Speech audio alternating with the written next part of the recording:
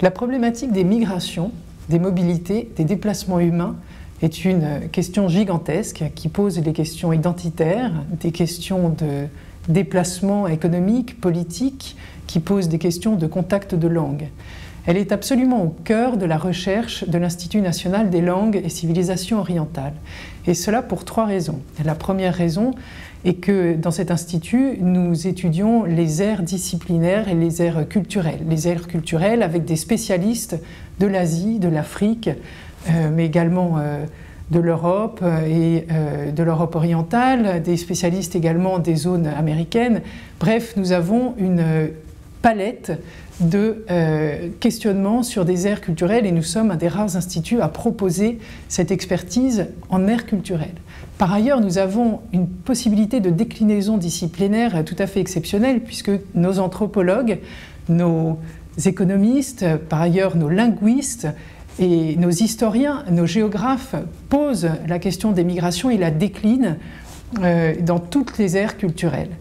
Enfin, nous avons une problématique identitaire qui nous permet sur la question des migrations d'être à la fois contenant et contenu. Nos enseignants-chercheurs, mais aussi nos étudiants, connaissent intimement souvent cette question des migrations, des contacts, des échanges, ces questions de filiation, ces questions de positionnement, et cela donne sans doute une force à notre réflexion tout à fait spectaculaire.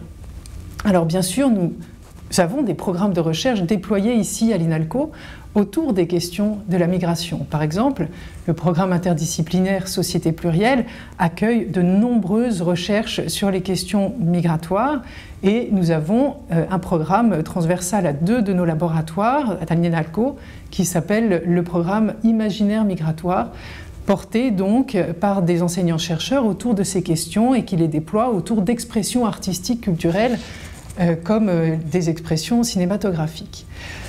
Avec la récente actualité qui a permis de reposer la question migratoire, en particulier dans le cadre européen, nous avons cherché à réfléchir ensemble au niveau de l'Institut national des langues et civilisations orientales sur ces migrations en proposant une richesse que nous pouvons probablement déployer plus encore que certaines universités purement disciplinaires.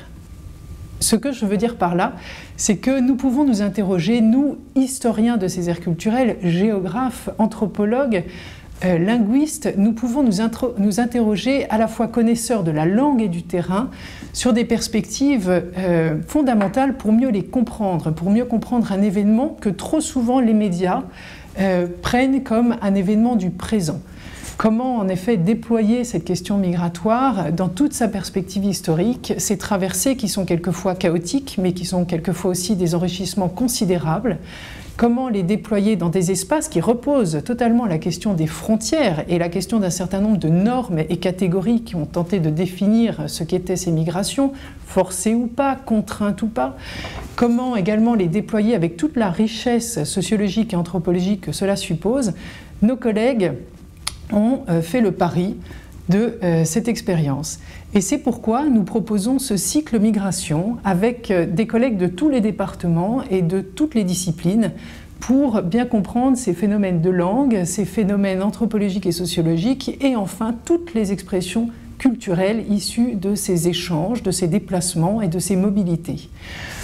Nous avons également proposé un format ouvert au grand public et c'est une particularité de ce cycle qui se tient donc tous les mois et qui propose d'inviter des acteurs de la société civile, des journalistes, des écrivains, des témoins aussi, pour parler à nouveau intimement d'une expérience qui est celle de la mobilité et de l'exil quelquefois. Donc nous avons des formats très divers, toujours très accessibles et en même temps portés par nos enseignants-chercheurs puisque chaque séance est coordonnée par un collègue, enseignant-chercheur, qui connaît particulièrement bien comme expert ce qu'il va proposer. Nous avons dans ces expressions culturelles des supports particuliers puisqu'il y aura une manifestation théâtrale organisée par des réfugiés irakiens et syriens. Il y aura des éléments cinématographiques autour de l'expression donc de ces migrations maghrébines. Il y aura également des expositions photographiques qui auront lieu et qui parleront de la situation actuelle à Lesbos, en Grèce, donc de ces phénomènes migratoires. Bref, nous avons un ensemble de supports tout à fait particuliers.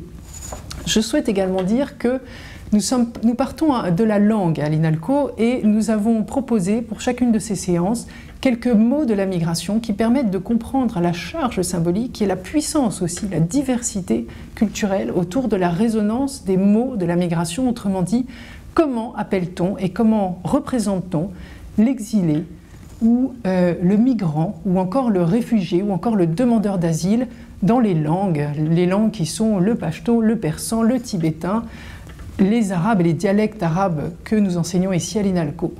Nous avons enfin, pour parfaire cette proposition, fait appel à des partenaires et je souhaite ici parler de la FMSH qui travaillera avec nous sur la dernière séance autour de l'exil, puisque le programme Les non-lieux de l'exil est un programme important sur cette question de l'exil qui est porté par la FMSH. Et nous avons l'appui et le soutien du Centre Georges Pompidou, puisque la BPI de Beaubourg a accepté de suivre ce cycle migration et de nous offrir des possibilités de participation avec une séance hors les murs en février et avec la dernière séance qui aura lieu donc à Beaubourg. C'est très important parce que nous souhaitons donner une dimension humaine à ces questions, accessible, et nous souhaitons avant tout que ce débat soit un débat dans la cité et un débat public. Je ne vous présente pas toutes les séances, elles sont infiniment riches et nous aurons le plaisir de vous les présenter les unes après les autres.